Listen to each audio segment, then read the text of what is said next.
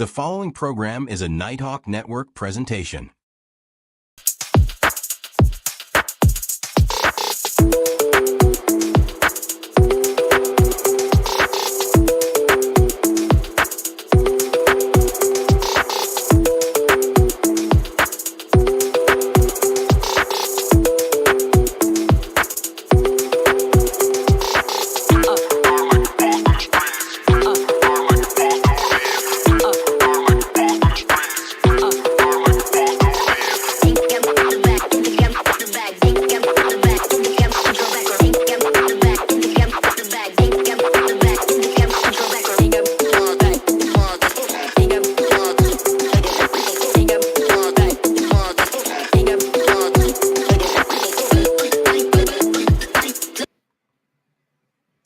What's going on, y'all? Greetings from the town we call the D. What up, though?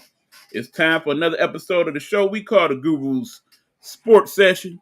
And of course, I cannot do the Guru's Sports Session without my man, my brother, my main man, my mellow.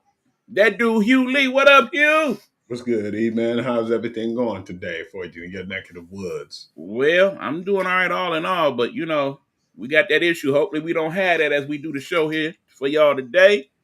Without further ado, we ain't gonna hold y'all up. We getting straight into it. What you got for me, Hugh? I want to start off with Milwaukee, man. A lot of people have been sleeping on Milwaukee, which is the Milwaukee Brewers. We talking MLB talk right now. Last one I sent it to you, they won 10 games straight. Now they won 12 games straight. They're 4 games from 80. They're 76-44.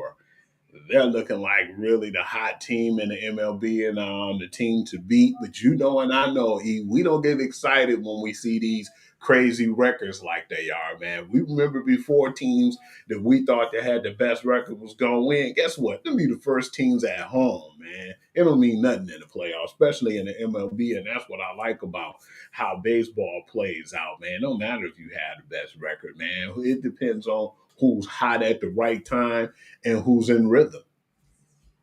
Yeah, I mean, think about it, Hugh. It ain't just that way in baseball. Okay, let's go football last year. Team with the best record for all intents and purposes, Detroit Lions. They ain't make it. Let's go hockey. Team with the best record, they ain't make it. It's kind of a common theme, at least in this last decade. It's rare that the team with the very best record in the league ends up being that team. That being said, Milwaukee very hot right now. But then we look at who they playing. You got to take that look into it, and it's kind of half and half. They playing some good teams, some bad teams. Now, on the other hand, team with the second best record in baseball on the American League side is the Tigers. But right now, they've been kind of 50-50 this last 20, 30 games. So it really depends on your perspective. And if you look at the Brewers every day and how they've been playing these last few weeks, they on fire, particularly offensively. But if you look at the Tigers, they kind of doing the smoke and mirrors, much like they did at points last year. So it really depends on what these teams looking like going into the last couple weeks of September and the first couple weeks of the playoffs. Yeah, because the teams usually have the best records. Most times, man, they be trying to get the best record and get home field advantage. And in any sport, most times when them teams do that, man, by the time it gets to the playoffs, guess what? They be gassed. Absolutely. So, yeah, that's why I look at it and I say, well, man, I want to see what's going to happen. And it's crazy, man, because, you know, right now we're in August, you know, and it's still early. Mid-August, we might as well say it's August the 13th. But when you look at it, man, you're going to see, man, September the 20th is when wild cards start, man, you know. So it's going to be a lot of interesting things, and the time's coming around fast, man. You got that wild card in MLB that's going to happen. Then by that time, we're going to have, like, the WNBA already going to be in the playoffs. You're going to have college football, NFL. So it's usually a hot time of year. But, yeah, I definitely feel like, regardless of the fact, yeah, they're looking really good. I had a person on TikTok go off on me like, man, you slipping on these guys. You ain't been putting nothing up with them. And I'm like, well, man, you know what? I usually put on there what I get from the actual page itself, what they allow me to do. You know, some of the stuff's still copywritten, so I don't touch that stuff. But at the end of the day, I still feel like don't matter if you got the best record, man. It depends on how you play in the playoffs. And, it's either win or go home, and then it's a different mentality then. So everybody record is 0-0 going into it. So I want to see how far they can get this year too, especially when you got the San Diego Padres and the Dodgers, who records are tied now, and they're breathing down your throat. And you still got the Phillies. You can't forget about them. Right. And understand all these teams, they going through little injury phases right now, some of the ones he just mentioned. So the team that you got right now ain't necessarily the team you're gonna have going into the last couple weeks of the season. They're pretty much playing those teams right now like, okay, we're gonna get healthy. In the meanwhile, we're just gonna tread water until we get to that point. I want to talk about Shohei too, man, and what Shohei Otani's been doing just in general in baseball, because just really not surprised with how well he's been playing, but just really surprised in how he's keeping up everything like he has been. Like, he was a phenomenal player when he was with the Angels, but it basically didn't materialize anything. Even him and Mike, and then you had him and Mike Trout, who were two of the best players in the league, and you would have thought you expected more for those guys, man. But it didn't work out that way.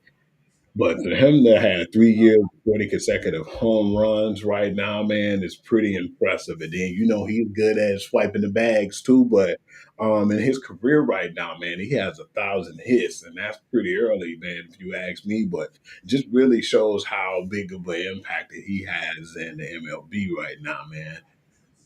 Understand, Shohei been playing in MLB now, I want to say about 6 or 7 years. We looking at a scenario where he probably gonna win his fourth MVP in 7 years. Impressive as that is, it don't even tell the full story. Understand, his preparation goes into not only do I have to prep myself every day to hit, but I also have to prep myself every day to get ready to pitch. And they have not, unlike the Angels scenario, been giving him the day off. They've been letting him do his thing at the bat, and then when it's time to pitch, he pitching, but of course he's still hitting when he's pitching. So if you really understood baseball like me and this dude understand baseball, we know what type of serious work that incorporates. So I kind of feel like when he win MVP, and I don't see why he wouldn't at this point, it kind of be a double asterisk. Like, okay, this should be a super MVP because not only did it with the bat, but he was pitching too.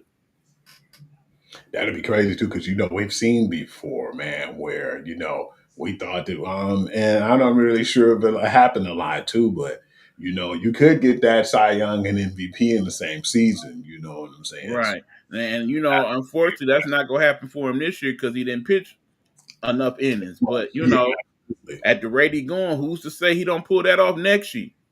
And something that we've never seen before. And No, that's saying something in a league that go back some 175 years. speaking of, man, I want to talk about the teams who I feel like right now, as far as in the MLB, who playing okay and better than what I thought. But then these are teams that I'm gonna tell you right now to keep your eye on next season, and I've already told you about them, so you're probably familiar with the two teams I'm about to say. I've been surprised in how well the Oakland A's been playing, even though their record don't look that way. But they've been competing and they've been very competitive in a lot of those games. And the other team I wanted to talk about, and you already know, I'm about to tell you about them. That's the team the Shohei just left. The Angels, man, that was a hell of a game yesterday, man. They was toe to toe, and to see that triple play was pretty impressive, man. They've been looking really sharp, and they're not really that far behind as far as their record. But what I liked about that game too, I like the rivalry games. It was the two LA teams going at it. But I like the fact even when Shohei got into that triple play, which I know he wasn't happy about, it didn't phase him because guess what? It was like about an inning or so later, he hit another home run. So, he Nothing phases that dude. Okay. I don't know what they teach people in Japan in terms of, being cool and calm under pressure, but it is rare that we've seen any players come from Japan that feel any type of real angst or anything. I think about people like the dude that played matters the Yankees. Help me out here. Who you talk updated Yankees? Who like Derek Jeter? No, older Yankees from Japan. Oh, Madasa. Matsui. Yeah, there we go. Matsui, for example. People like Ichiro Suzuki. People like Hideo Nomo. All those guys, they just play with a certain amount of it is what it is. I got this. Even That, people like today, like Yu Darvish, for example. Let's not forget him from the yeah, San he Diego Padres, killed still pitching very well in his mid 30s. So, Shohei in his prime, it's whatever. what I believe too, man. I even seen one of my favorite, coaches, man, in general, man, who went to Japan and learned his hitting methods from there and brought it back to the States. Charlie Manuel. Look how well he's done with them Philly teams he's had. And it's something they teaching over there in Japan, man. And we've seen videos too where you'll have a guy, he'll be on the bat, and then you have a person like throwing them baseballs, man. Like he almost Mhm. juggling, and they can hit with both hands. They teach a lot of fundamentals. Yeah, I mean, like I said, there's something to be said for how the game is taught in other countries. I mean, I think about some of the teachings that they do down there in the Dominican Republic and how Mhm. they work with some of those kids from a very early age. And a But lot. yeah, going to your point about the Angels, I think the Angels will eventually bottom out. Most of their remaining games will be against the division. I think that's when we'll learn where the Angels really at. As far as Oakland goes, I feel like they have an unfair advantage, and that's why they're doing a little better. Keeping in mind that they're playing in Sacramento right now, and Sacramento is not really a major league ballpark. It's more like a minor league ballpark. So I think they are definitely taking advantage of that fact, but they also taking the fact that they playing some of these teams, and these teams take them like, oh yeah, that's just Oakland. I ain't gonna worry about. Well, that's just the A's. Mhm. Not allowed to call them Oakland anymore. That's just the A's. We ain't gonna worry about them this weekend, and they sneak up on you and get a couple. I think that will continue to happen for them. It's not gonna happen enough for them to win a division, unfortunately, but you know they'll definitely end up being better than the Rockies and the White Sox. And the thing is, too, I still feel like for the most part, their main focus is getting their new stadium and getting everything equipped over there, But I seen some of the good things that they did last year, even though their record was worse. But yeah, it's just pretty good to see those teams make strides. But I still feel like they got a lot of young talent over there too when it comes to the Los Angeles Angels. But I'll have to see a little bit more. But like what I've seen this year, I've been impressed. And it's just like when you see teams be bad for so long, they're going to only be bad for so long before you start seeing some investments in them, man. Because you never really have a struggling Tampa Bay team. It seems like they're a farm yard for, or they basically like a farm league for the MLB, but it seems like they always teach the game the right way, even with Joe Madden. And I expected them to kind of have an awkward year because, again, much like the situation with the A's, they're not playing in their home ballpark. They playing in kind of like a minor league ballpark. It's just not been to their advantage as much as it has been for the A's. I want to talk about some of the things going on too. Now I want to move on and talk about what was going on in the WNBA because there's been some impressive goals and achievements that's been going on right now.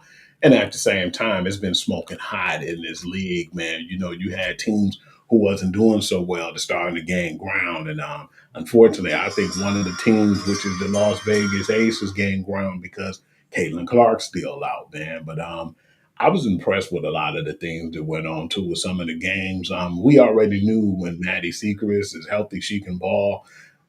But to see Lee ball like she did, the big girl, Lee, what is this, Lee Rule? You're rude. Uh-huh.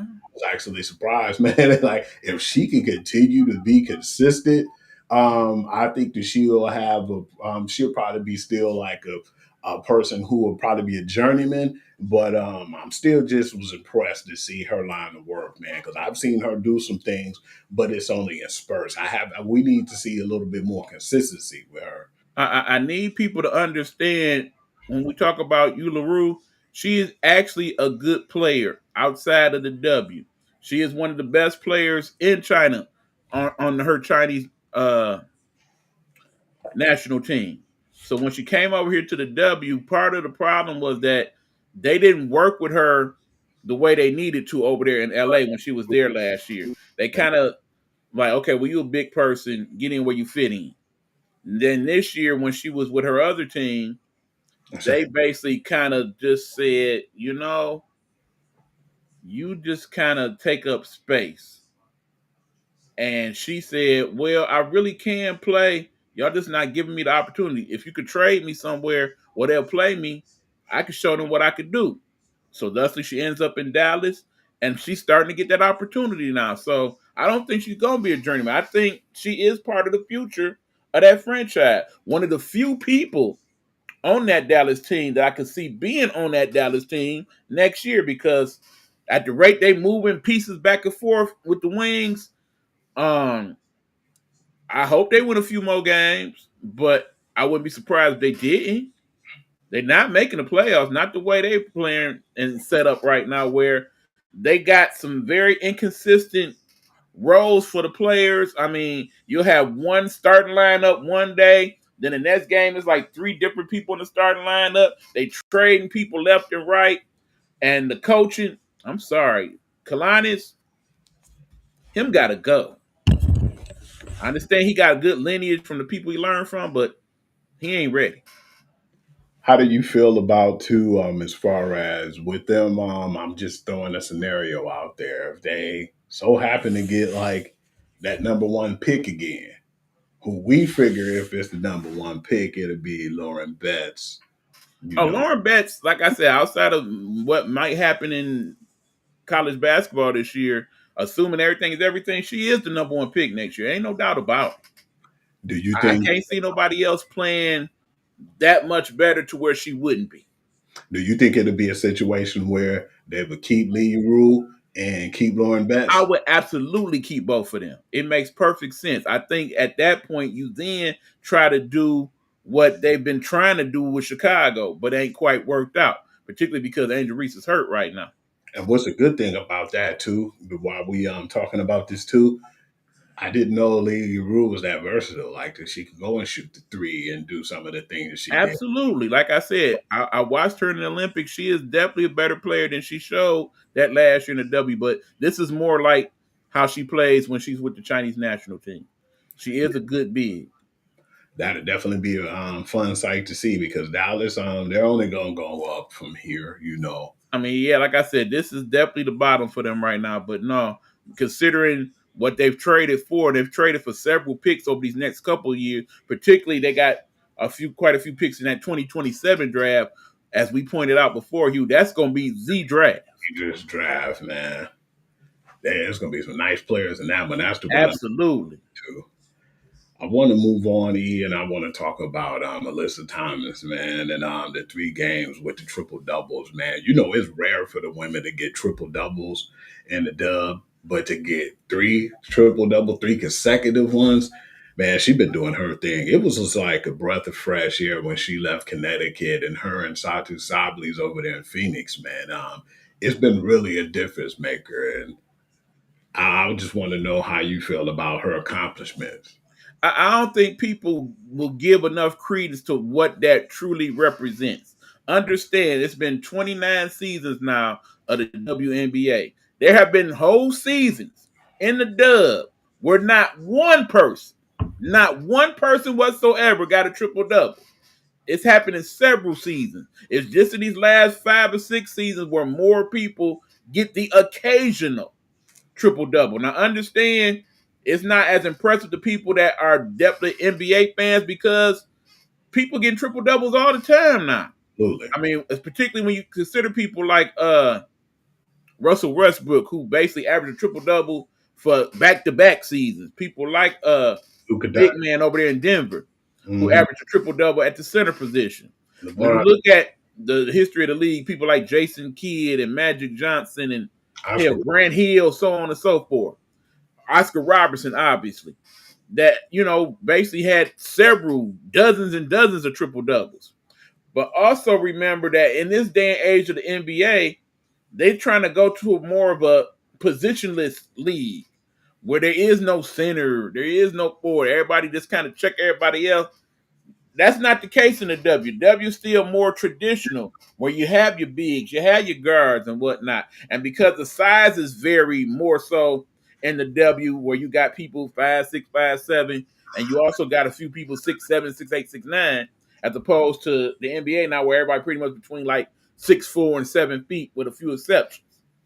So when they get a triple double, it means more, particularly for a person like Alyssa Thomas, Who's who's more basically of a big. forward than she is guard. Mm-hmm. And then not to mention the fact, if you know the history of Alyssa Thomas, understand she has not been fully healthy in years. Let me explain. Alyssa Thomas has this very rare thing going on her where basically this and this, both her rotator cuffs, are not whole. They are very damaged to the point to where, you see how I'm doing this? She can't do that without it being extremely painful. So every time you see her shot and it look kind of like she just kind of put, she ain't lift her arm. Every time she doing that, it hurt. Every time she grabbed the rebound, it hurt. Every time she's doing anything that extends that rotator cuff, it hurts.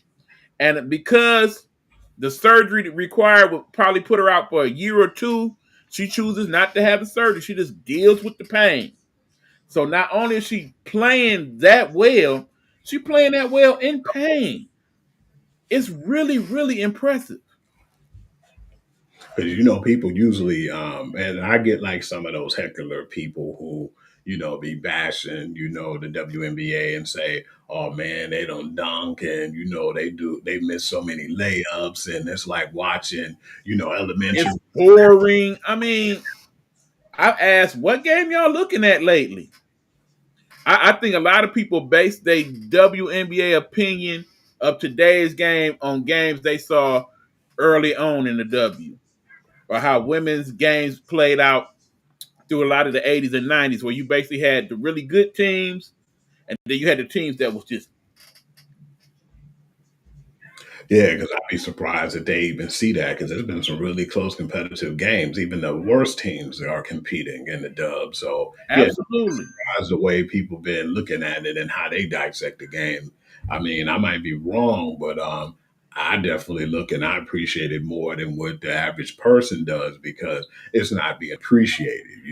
And that's one of the main things they're expecting NBA, but at the same time, NBA, like you said, is not even the traditional NBA that it used to be.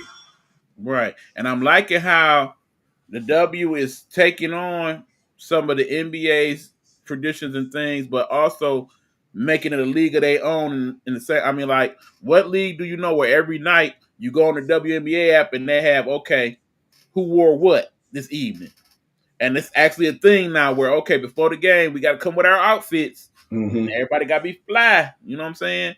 And oftentimes it's to the point now where, like, yeah, there's designers lining up like, yeah, can you wear my outfit? Can you advertise my stuff? You don't get that so much in the NBA. They be dressing so wild, man. The stuff they be Right. And have you seen some of the crowds in some of these places? Before, it used to be a time where they put everybody in this little corner where the camera could pan and see, like, it's people here, but if you pan the rest of the stadium, would nobody be in there. These places selling out now. And they lively.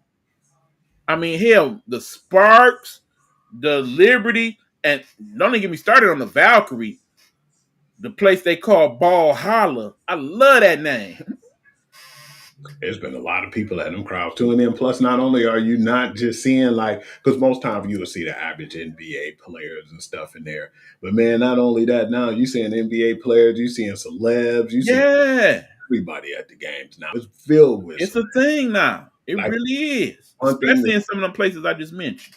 One thing that hit me close to home, man, is when after the Liberty game, even though they lost, you seen Spike Lee grab Teaspoon, man, and Teaspoon and gave her a hug, and it's cool because you see so many more people in the crowds. Like big ups to Kevin Durant and the guys who take the pictures and hang out with the ladies, Oh, yeah. I mean, like I said, pretty much all your major NBA stars been going to the game. LeBron and KD and of course Steph, checking out his step sister or his Yeah, his no, his god sister Mm-hmm.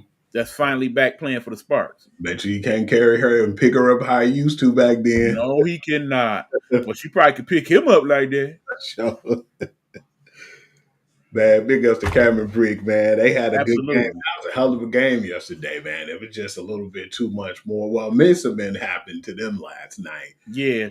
I mean, like I said, it's certain teams now, they going through their injury bugs and whatnot. We definitely will talk about that when I do my latest edition of the show, What Up in the Dub. We'll have that for you sometime next 48, 72 hours to update you on what's going on. A lot of what's happening in the league is based on a lot of the injuries that's going on.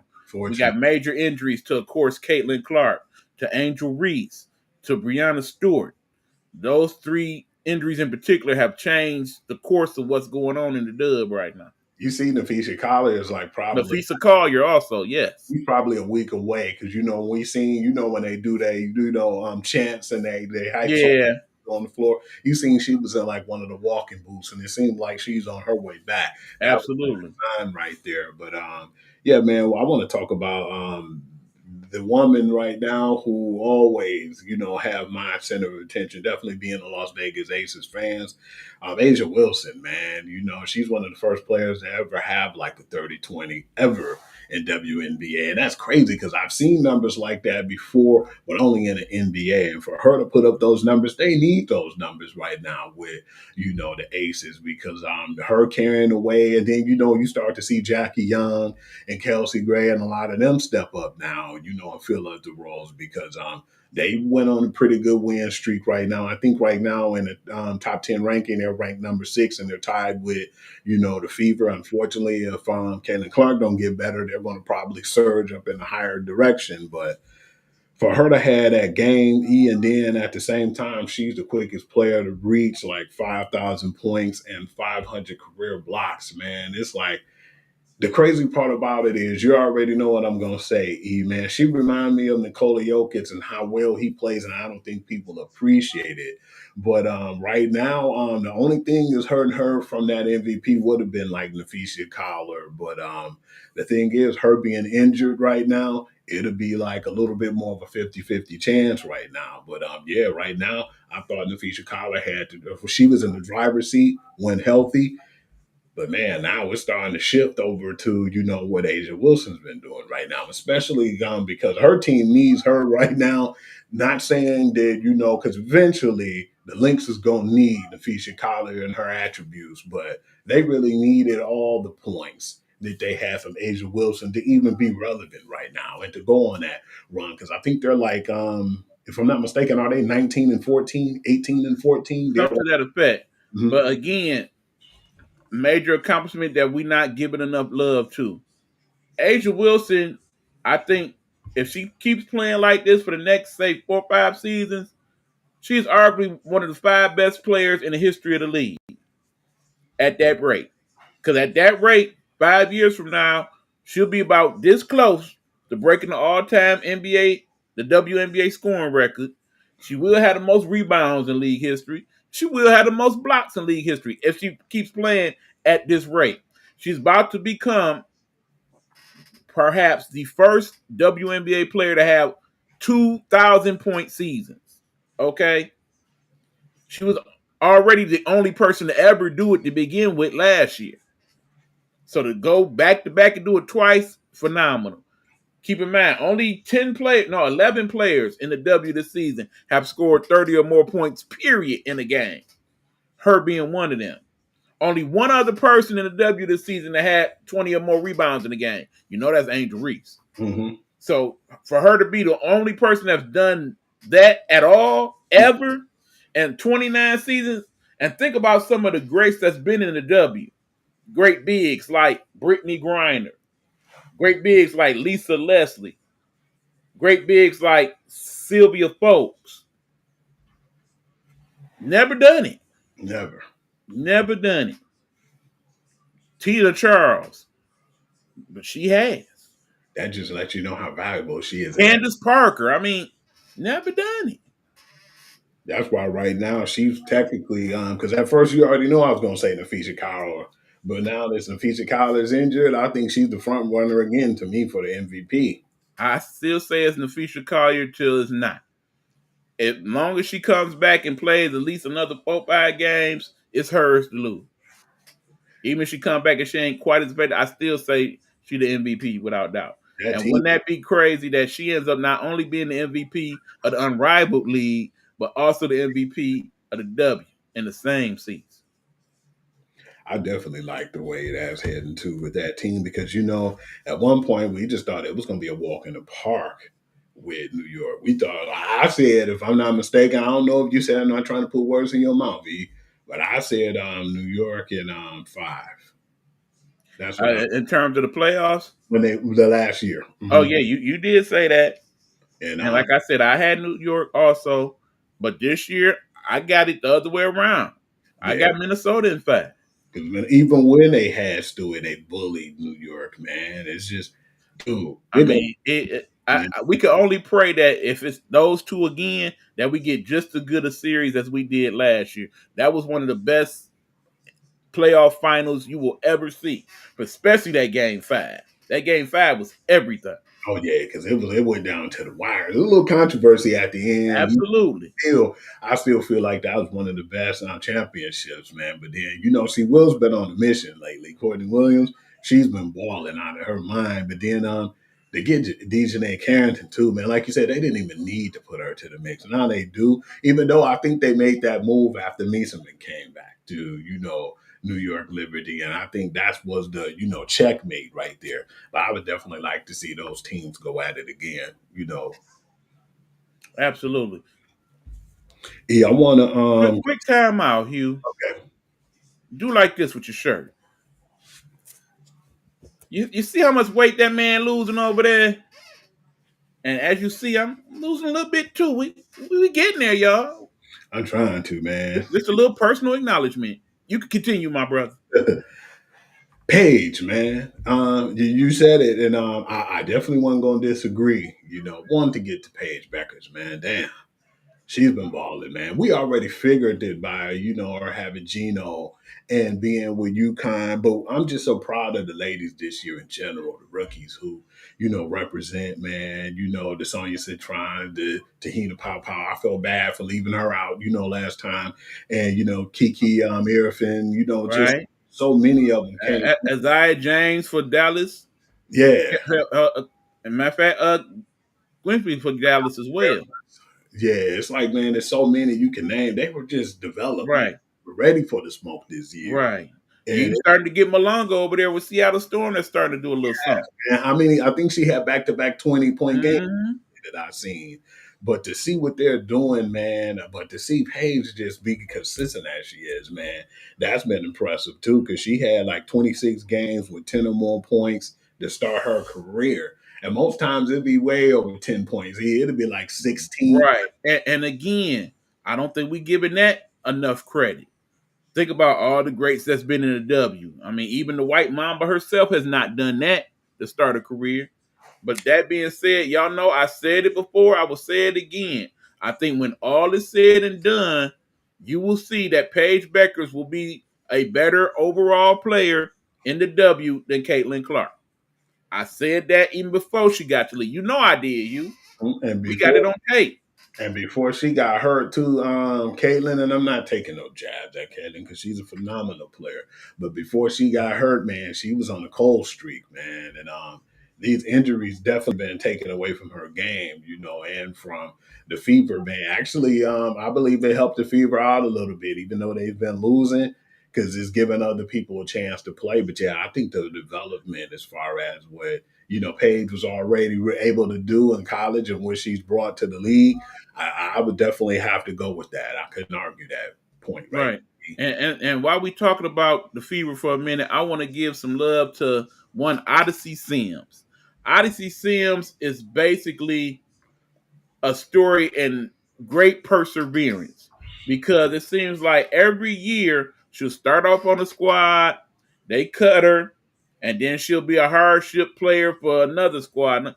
I do believe, and correct me out there if I'm wrong, out of the 13 teams in the W, she didn't play in at least 7 of those teams in the last 3 seasons. Man. That's crazy, but somehow, some way, she keeps finding her way on a roster.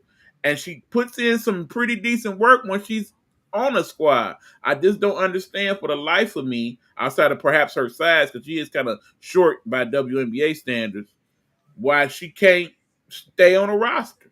I mean, we already know the Fever, because they hurt bad with Colson out for the year now, with McDonald out for the year, who they picked up on hardship. Yeah, And of course, Caitlin's still out. They had to get somebody that could handle biz, but more than likely, if all those people was healthy again, she right back out there in the streets. And I've seen that too with Haley Jones. The difference is with Haley though is she's a little slower, man, than the average person. But they didn't kind of figured out what her niche is in Dallas. I think Dallas is where she'll be for a minute. I think she's a part of the future of that franchise also. She's been playing pretty good for them too. She's been absolutely a good leader and a role model to some. But yeah, it's good to see, the players who've been bounced around like that to actually find them a home. And I hope that see them stay over there, man, and continue to play well. But like you said, by them being out for the season, especially Colson, man, when it happened the same game with both of them, wasn't it? Yeah. Crazy situation to have both of them out in the same game, but sometimes that's a blessing in disguise. So absolutely. But yeah, like I said, for more information on the Dub, by all means, check out my show, What Up Though in the Dub. We got more for you. But we ready to move on. What else we got, Hugh? The big news that just was announced, man, the UFC, getting a new deal with Paramount Plus, and they signed a 7-year, $7.7 million contract to pick up the UFC. So after this year in 2026, Paramount Plus is going to have the rights to the UFC. And I think that's really big right now, man, because right now I don't think people understand that what I believe too, and we talked about this, it's going not really it's going to be a good and possibly a bad thing, because the Paramount Plus is going to probably go up in price. And I know that for sure. And it is. But to see the actual situation now where it's not going to be any pay-per-views no more, man. And I think they wanted to do more exposure to. Not so fast there, Hugh. Now that originally what the thought process was, from what we found out about the initial deal, they've actually talked to Dana White in the last 24 hours, and he said that no, at this point it's set up that way, but he still envisions a scenario where there will be the occasional pay-per-view somewhere down, like, kind of more like in a WWE type style where they'll have their main event pay-per-views, and that 3 or 4 of them a year. And you know what, too? I remember it used to be like that in WWE, man. And it's funny because WWE and, all these ESPNs and everybody's merging and making these super companies. But I remember at one point, man, damn, this showing my age. I'm definitely knocking on that unk. Well, I'm on that unk status. Remember, it was only 4 pay-per-views in WWE at one point. Absolutely. SummerSlam, WrestleMania, Survivor Series, and Royal Rumble. Yeah, those are the 4. Those are the big 4. There wasn't no other in-betweens at that time. I believe, if anything, if they do bring pay-per-views with the UFC on the occasion, they probably just make some, like, real big ones. They probably still do the one in Dubai, which has always been a big one. Yeah.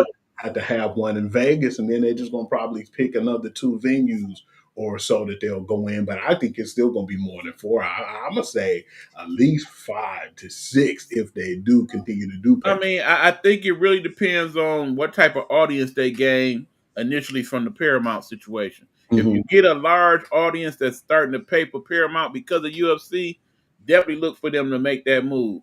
My interesting thought process is, okay, now that they've done that and made that deal, remember, they had a nice little scenario going with ESPN.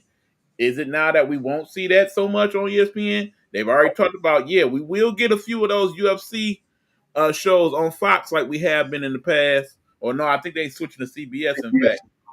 But yeah, at the end of the year, that's it for. My guess would be that now that that's the case, that's where the whole WWE thing comes in with ESPN, and they'll focus more on those types of things. Because at first I was like, why is WWE going to ESPN now after, I thought they moved around a lot too. Both of those been moving around, the UFC and WWE, but it makes a lot more sense now. They're going to lose UFC and then they gain WWE. So that makes sense. Well, regardless of the fact it don't matter, it's still TKO.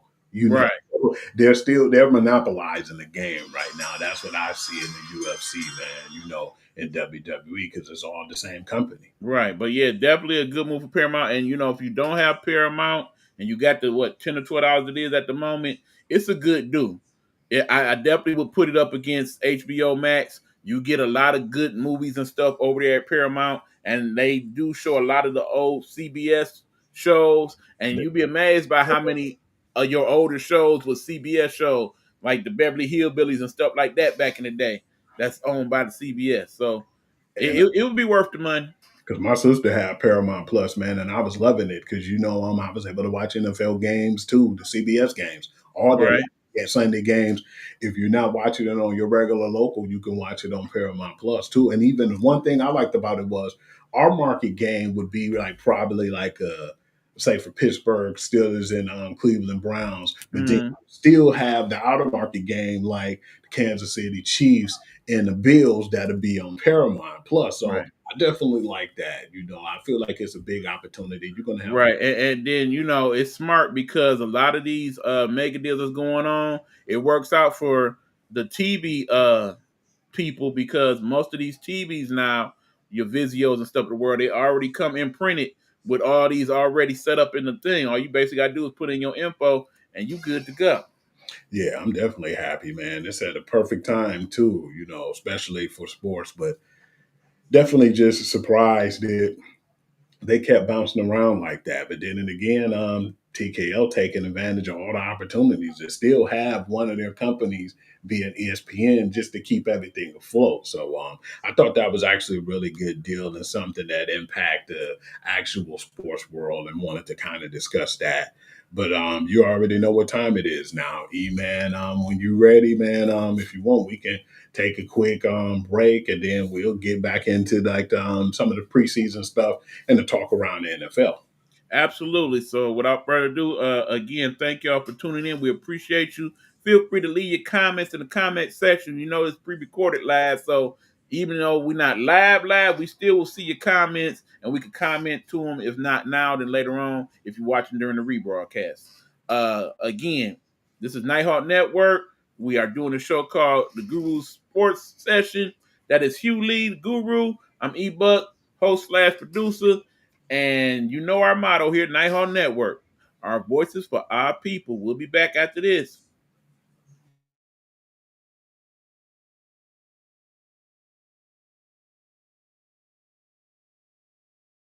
Looking for the ultimate throwback experience? Tune into Nighthawk Network Radio. Imagine jamming to classic hits and the best B-sides from your favorite artists, yes, those hidden gems you forgot you loved. We're serving up a variety of genres that'll have you singing along, from smooth R&B to those hilarious comedy bits that'll make you chuckle during your commute. Whether you're cruising down the road or relaxing at home, we've got the perfect soundtrack for you. It's like a nostalgia trip with every song. Trust me, you'll find yourself reminiscing about the good old days, right? So, why not give it a listen? Click the link to join the Nighthawk family and rediscover the music that shaped your life. You won't want to miss out. If you're building your dream from scratch, mic in one hand, hustle in the other, this one's for you. Road to Stardom Network and Nighthawk Network present a podcast for the indie by the indie, all genres, all grinds. From hip-hop to metal, jazz to trap, we're breaking boundaries. And it's not just artists. Entrepreneurs, creatives, and self-made bosses, we see you. We're giving you the spotlight. This ain't mainstream, this is your stream. Coming soon. Be ready.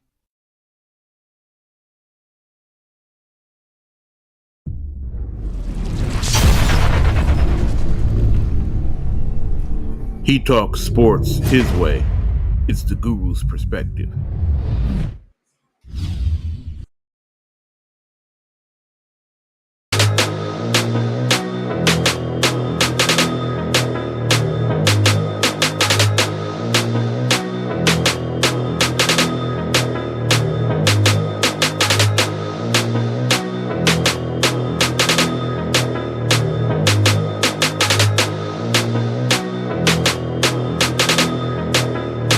Long as I wake up in the morning, I'ma get a bag.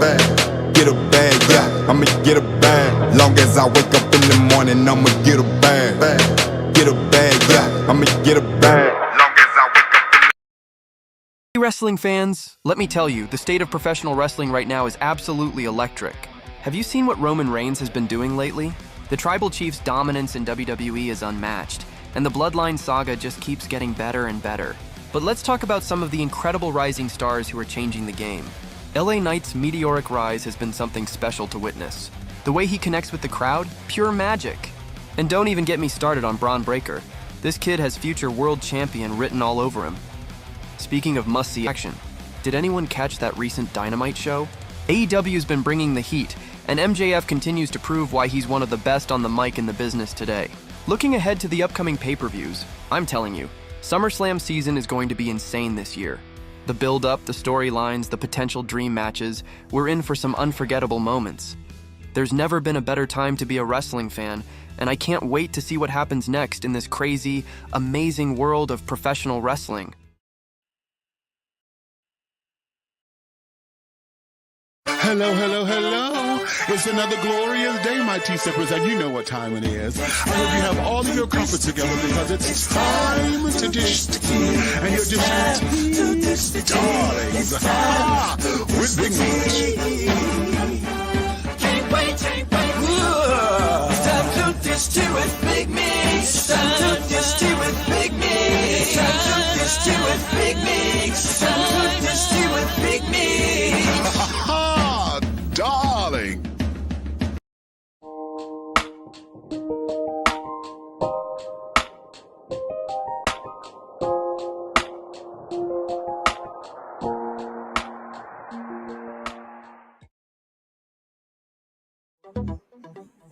Hey, this is your boy E-Buck, and if you're looking for some great desserts, something sweet, something to treat yourself with, please check out my girl Caramel Sweets here in the Metro Detroit area. She can make desserts for your function, your event, or just for that special someone you want to give something nice to. So check her out. It's Caramel Sweets. You can find her on Facebook and Instagram. We appreciate you. All right, we are back. This is the Guru Sports Session. My man Hugh Lee, the host with the most, giving us what we need to achieve our sports knowledge for the week. What's next, Hugh? I want to talk about this young man, and it broke my heart today to heard what was going on. But then I want to talk about the game first that he had. Shedeur Sanders, man, I was really happy for him because he was definitely the fourth person on the depth chart. But then you had Kenny Pickett and you had Dylan Gabriel get hurt, and so he was out there and he played, and he played with like the third string, fourth string guys, the people who trying to make the roster. But, a lot of people try to throw that at him, like, but he wasn't playing against the first. Well, he didn't have the first on the team neither when he was throwing to these guys, and he looked exceptionally well.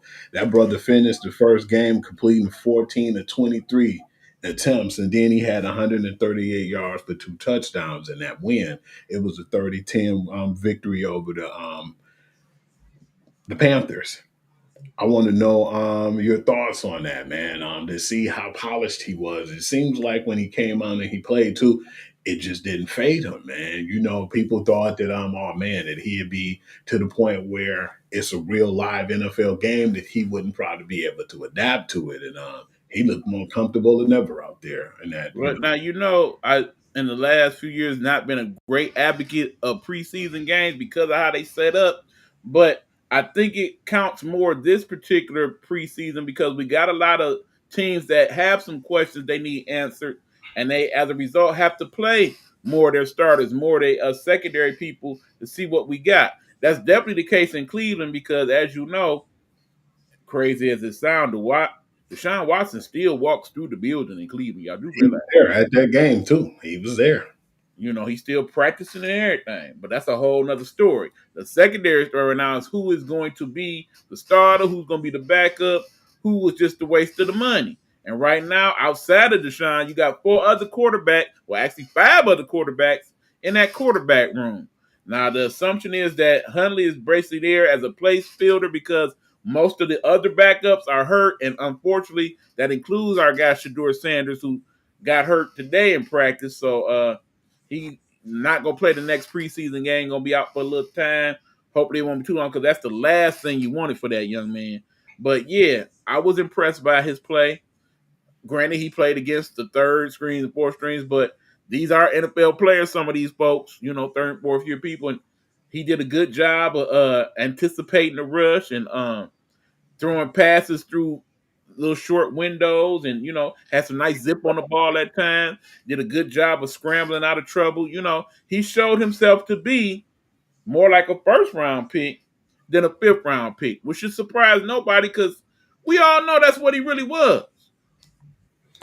For the people who doubted and threw shade on him, man, a lot of people just did it for clickbait and popularity, man. We already know the reason why he went down like that. The Shield was like, who the hell your daddy think he is and who you think you are from being disrespectful. You didn't play in the Shrine game. You ain't playing the senior game. And we feel like, you think you're going to do that and be able to get away with it. And when that happened, there was ramifications. Definitely was going to be consequences behind that. I see E over there with the cars right now, but that's a fact, man. And you think that didn't have something to do with it? You crazy. Absolutely, man. So for the people who were throwing shade or saying, they was happy that he finally got picked, so people to stop, crying and making a big deal about it. You're the same reason why the things happen in the NFL that people got to keep their eye on. We don't want to get into no kind of Kaepernick or any other stuff like that, but the Shield know what they're doing, man. And I was disappointed in the way that went down. Right, even though going against him is contradictory to what's good for the Shield, because right now, if you look at the preseason sales for jerseys and whatnot, who is the number one seller right now? Number 12 in Cleveland. And what's his name? Shedeur Sanders. That part right there. So it's crazy because in my football prayers, I'm hoping that they play it just the way they plan to. And in the end, he don't make their squad. And he get left out there to the universe, and somebody says, oh, yeah, y'all trash is our treasure. Come on, Shedeur. We know you can do a little something. Let's go ahead and make it happen with you. Kind of like how they trying to do with Malik Willis over there in Green Bay. Oh, yeah, absolutely, because he's definitely excelled ever since he went over there to Green Bay. And I feel like that was just a slap in the face, too, because that brother, man, he did as good as he possibly could that first year without no one. And I still feel like when they is Will Levis any better to you than Malik Willis? Absolutely not. That's not very fortunate. It looked like Tennessee will end up making up for that, but they kind of deserve whatever they got with that, truthfully. Yeah, because Will Levis just really looked bad, man. And I mean, like I said, based on Cam Ward, I don't think we're gonna have to worry about Will Levis. No, I definitely don't feel like that. Will Levis, if he's not a backup, he probably won't even be there for long. So, that being said, but yeah, man, what I liked about the whole Shedeur situation too is they said it was in Carolina too, man, and it was a lot more Shedeur jerseys than it was the Carolina people in general. So I mean, they kind of had a situation similar to what you get sometimes in the W, where when certain people come to town, whether they on that squad or not, they get a lot of love. Lord knows when Caitlin Clark and Angel Reese and Paige Beckers come to somebody's city, you supposed to be booing them, but people don't be. They be having lines up and down the road waiting to get their autograph signed. I think that will be the case for Shedeur. Because remember when your girl Kelsey Plum, she was feeling some kind of way, man. Not really trying to get up the topic. She didn't like the fact that lady who wanted the autograph had that Caitlin Clark jersey on in L.A. That's the way it is. Hey, like it or not, she is the face of the league. Not the best player, but the face. want to hit you with another one, man. The performance of Jackson Dart, man. I think he did exceptionally well in New York, man. He was 12 to 19, 154 yards, and he had a touchdown in that game. It was a relatively close one, though. It was like 34 to 25, and they had that win over Buffalo. But that was still a competitive game, man. But then you see Jackson Dart, he was slinging it, man. I still feel like with that, too, man, it was just that was a scapegoat to get Jackson, knowing that at one point we thought Sadu was going to go there with his Malik Neighbors, relationship. But I still feel like Dart did well. But at the same time, man, Brian Daboll career is on the line right now, because if Dart don't do that well this year, guess what? You looking for a new home, and probably should be. The way the NFL, the NFC East is set up right now, they're not winning the division. They're not finishing second in the division. Not at all. Your whole goal, Mr. Dable, is to finish better, or at least right there with the Dallas Cowboys. If you end up with the worst record in that division, you're done.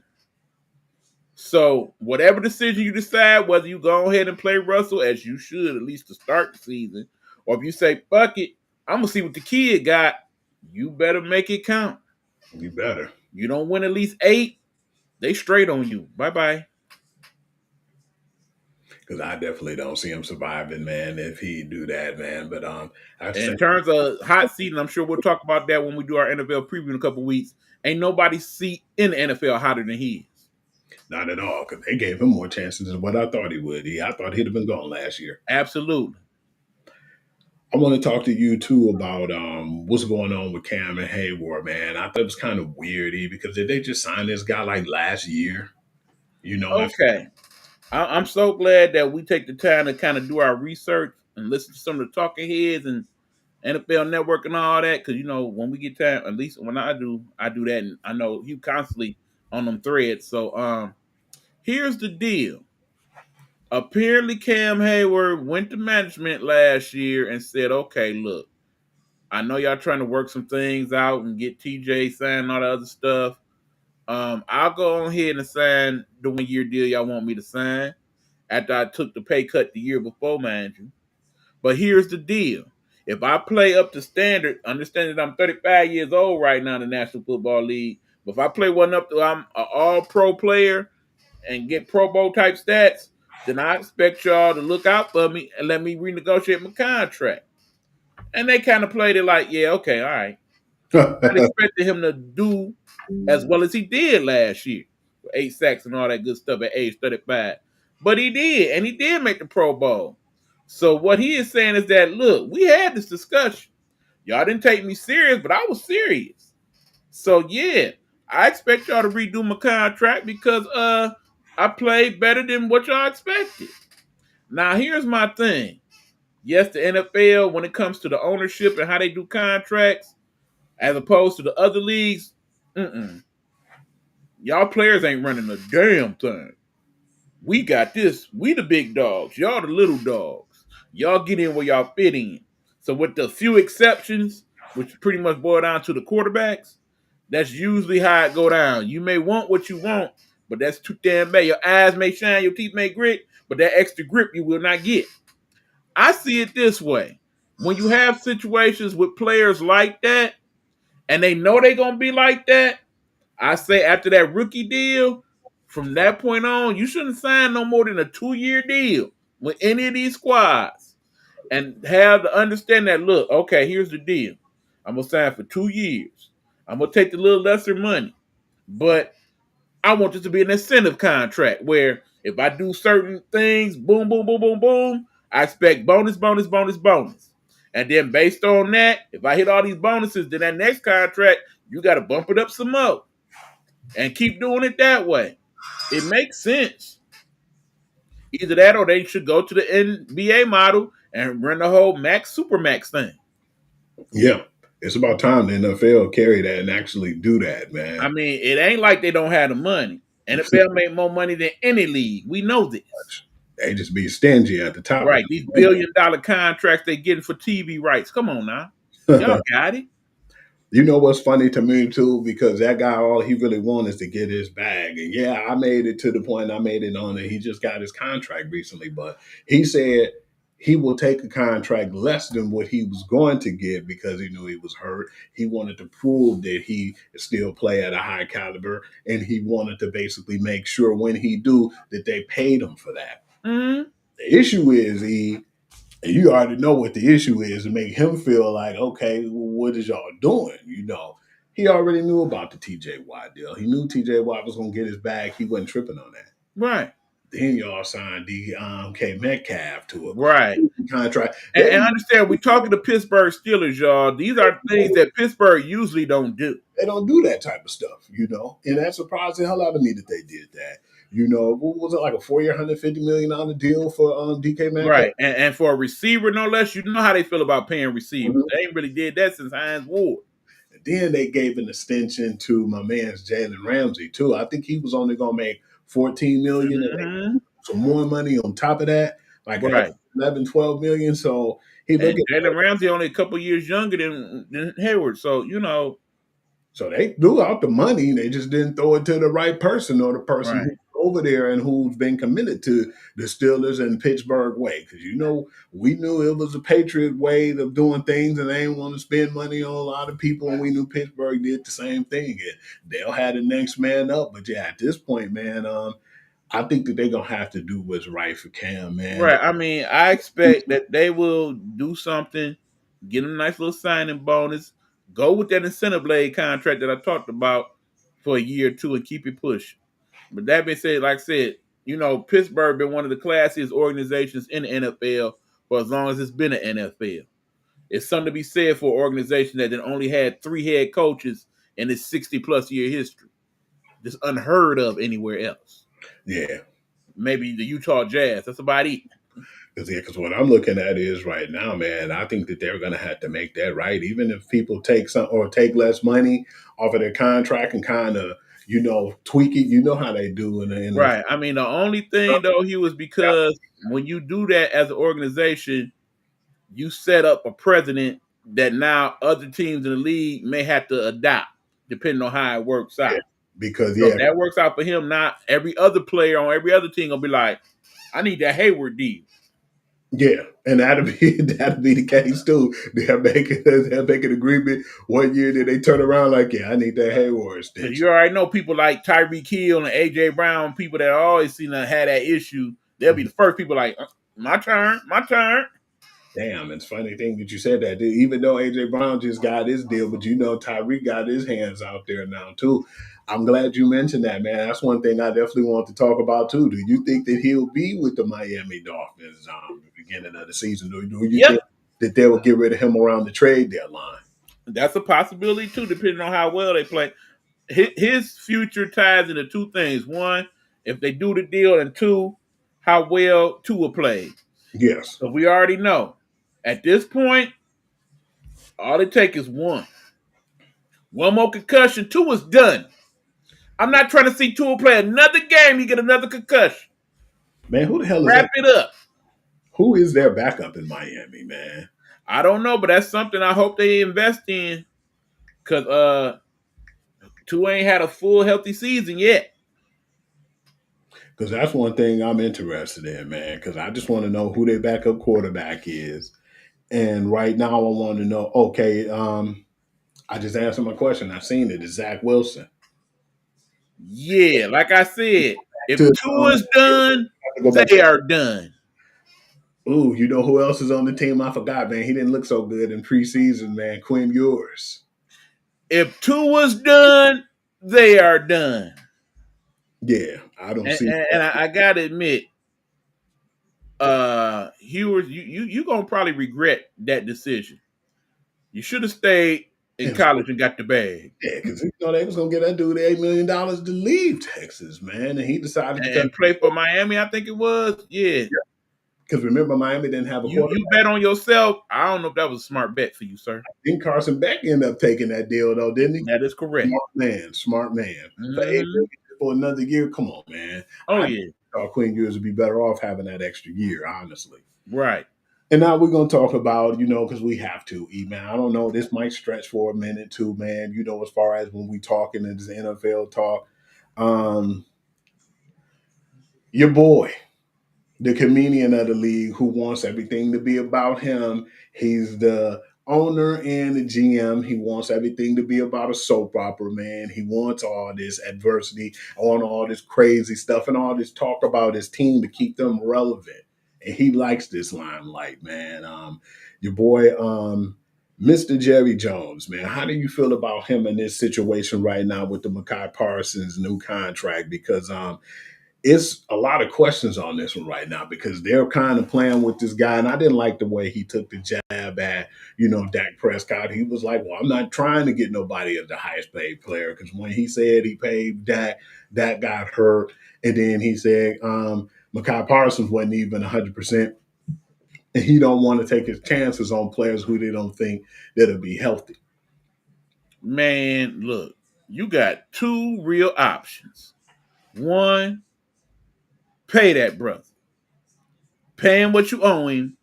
Make him the highest paid player on defense in the league. It's your own fault. Because 2 years ago, when you probably should have paid him, you would have made out cheaper. At least some $20, $30 million cheaper. He would have only been maybe $35 million. Now you got to pay that brother at least $42 to $45 million. Your fault. Bottom line, if I'm Parsons, yeah, I'm looking at that because I'm looking at Jerry flying his damn helicopter onto the field, showing that flashy Super Bowl ring from 30-some years ago, and his $2,000 suits and all that. I done been up in the little area where they be chilling at. I see that he is the owner of the team worth the most money in American sports at $10 billion plus. I see people packing every week into damn 75, 80,000 seat stadium. You got it, bruh. Break me off. I see Dak playing just good enough to get to the playoffs. I see you pay my man CeeDee Lamb. I need my bread now. Pay me. Because trust and believe, when you ain't paying me, my agent is over there like, look, if you trade to such and such team, they already said they're going to pay you such and such and such. If you a good agent, that's what you're supposed to be doing. You know it's about 4 or 5 teams like, yeah, get him over here. We'll break him off. Yeah, get him over here. So if you ain't going to pay him, trade him. And quit playing this game. Do it sometime in the next 7 days so y'all can get y'all season back on track. Because right now, it's all about the soap opera. And in the end, if that's what you really want, then you'll wait till the first week of the season like you did with Dak. Because in the end, I do think you like the attention. Because it ain't like you need the money. It ain't like you ain't never won. At this point, you riding out and enjoying the limelight. You like getting talked about on ESPN every day and Fox Sports and all that good stuff. I think about that damn song. It's this song, Hugh. If you watch The Proud Family, and Penny had a dream once that she was rich and famous and came up with a song, and she was singing, it's all about me. It's all about. I feel like that's playing in Jerry's head on repeat every day, all day. As long as the Dallas Cowboys is relevant and they packing that stadium, he don't give a damn what you think about him. Because you remember at one point, man, we were getting so tired of the Fords, man. We was like, we're going to start just not going to the games, to try to make an impact, Right. Hell, Hugh, it ain't so crazy. Even the greatest actor of our time.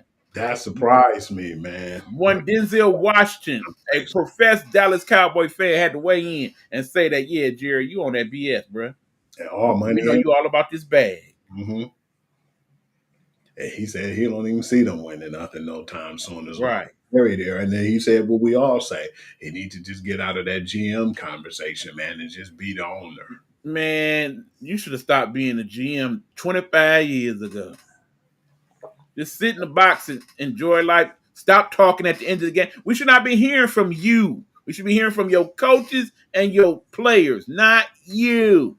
Because you're the only owner that do this. Because even when things was going bad in New England, man, and we figured it was a little bit like a rift between Belichick and, Robert Kraft, it wasn't really like publicly known and it wasn't out there like that. I feel like he let him handle things until he did let him. Right. You rarely heard from Robert Kraft. Hardly ever. It's just like he's the main one who keep his mouth open, man, and open his mouth and just like that attention. I think it's time for him to shift his attention over to letting his daughters run things. He is the Kardashian of the NFL. It's simple. I feel like right now, in the season 2, I wanted to, and we will go over that soon. We're going to break down certain things because we're going to start getting into our college soon, and then we're going to focus on the NBA and just basically the teams that we feel like going to go somewhere and the teams that we don't feel not so much. We're going to put that all in the light too, man. And just wanted to add, do you have anything else that you want to add to the conversation? Okay, well, let me throw a few dinks and dunks in right now. I'm going to try to do that every show. First of all, they're still trying to figure out what they want to do with the UFL. The thought process now is that most of the teams that's not really getting any audience, they're moving those squads to areas where they don't have a professional team. I like that concept as a concept, but if you don't put these teams in the right places where football is loved, it's a bad do.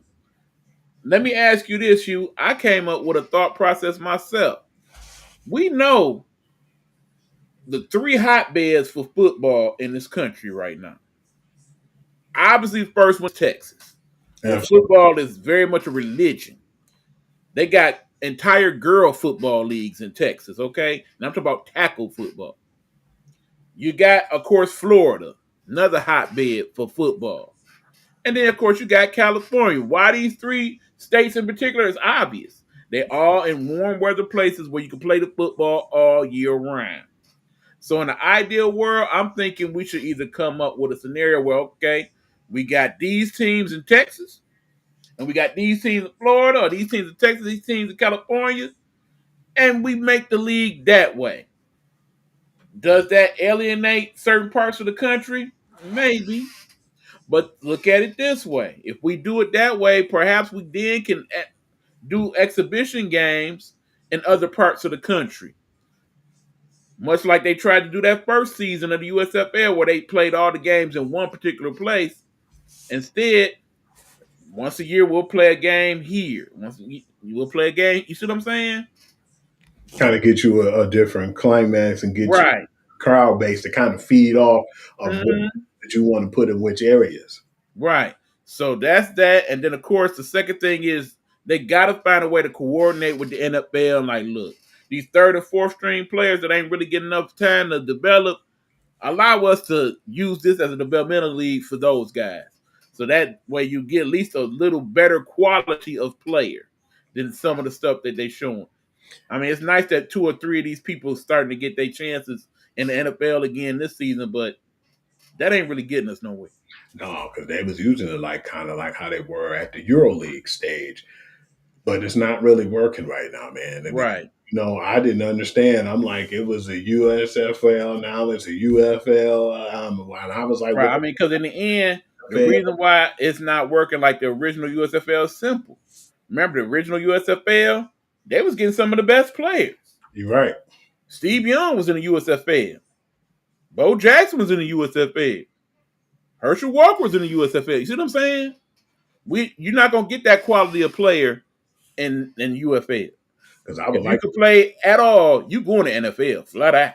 But I would like to definitely see some of them diamond in the roof guys who didn't get the opportunity because the NFL was like too big of a actual league, and for them to go there and get their opportunity to get a second look at them, right? Because that's never really been happening as of late. I think yours and Gabriel, they'll be great quarterbacks in the UFA. Yeah, and it seems like that too, and that's good because, like you said, for some of the guys who are 3rd and 4th string guys who we don't think would be able to make it on the roster, they'll still have that opportunity to prove themselves. Absolutely. Okay, so that's that. I also want to give a shout out to the young ladies that won the softball championship that they showed on ABC. I really like ABC committing to showing more variety of sports, much like they did back in the day with Wide World of Sports for those Yeah, people of a particular age. So we starting to get more stuff like that. They've been showing the professional lacrosse league. They've been showing some of the women's soccer and all of that. I'm really liking that from them. So kudos to them for that. Hopefully, now that they got this ESPN deal, they'll have a lot of that on the platform. Because as you guys know, starting I believe next week, ESPN is going to offer a standalone streaming platform that you can buy for $30 a month. definitely can't wait till that happens because for the most part, man, I won't be missing nothing. So Yeah, yeah, like if they have all the ESPNs, 2, 3, Ocho, women, they have all of them in that package, it's worth it to me. they got the ACC network, SEC, Big Ten. They got all those in there too. So just imagine a football like Saturday and better yet, Thursday, Friday, and Saturday. We got to people kind of slip on the Thursday college game. It'd be some good ones on sometimes. Just imagine to have all those networks. Yeah, I think that standalone would be perfect for us because we Yeah. were talking about that. We always wanted something like a standalone to where we can get for the most part sports. So yeah, I think this is the best thing for us, and that comes out actually August the 21st too. So Yes, next week. if Absolutely. interested, please pay attention to that because it'll be coming up soon. Right, because based on what the sales is like, they get like 3-4 million people to subscribe right off the rip. Yeah, that's gonna be a good do. Okay, last thing for me. Apparently the offer was put out there by one Calista Shields that Layla Ali, you want 15 million, we got it for you. What's up with the Rumble?